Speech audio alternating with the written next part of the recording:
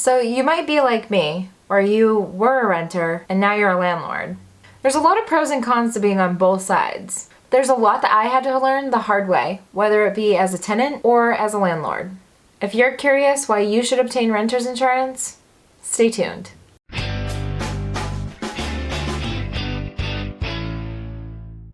Welcome back to Coffee with Kody. That's right, renter's insurance is the topic of the week. As a renter, you tend to think that all the responsibility for the home lands on the landlord. Unfortunately, this is not a true statement.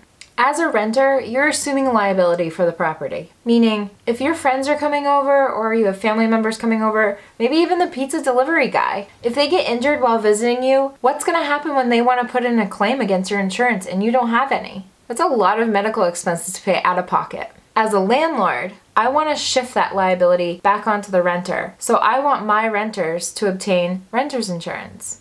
Another great reason why renters should obtain renter's insurance, the landlord's property insurance doesn't cover your personal belongings. The average cost for personal belongings for renters is about $20,000. Now let's just say something catastrophic happens to the apartment that you're living in. A fire completely wipes it out. All your belongings are gone, and you don't want to pay $20,000 out of pocket to replace everything. Lastly, there's this really important piece called loss of use. Now, if something catastrophic did happen, like a fire wiping out your apartment, then your renter's policy is going to pick up the tab at a hotel because you've been displaced.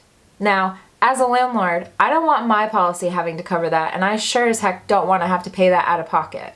And just quickly going back to the liability piece of it, it's always good to go as high as you can afford on the liability limit. Medical expenses these days are going through the roof. If you're a landlord, you really should urge your tenants to get renter's insurance. If you're a tenant, if you were a homeowner, it'd be no question in your mind whether or not you'd have homeowner's insurance. So why are you going without renter's insurance? Protect yourself and your belongings. That way you can sleep at night with a little peace of mind. All right, everybody, thanks for tuning in for my Thirsty Thursday tip, Coffee with Kody. Be sure to subscribe down below so you get the notifications every single time we release a video. I will see you next week and have a great weekend, everyone. Cheers.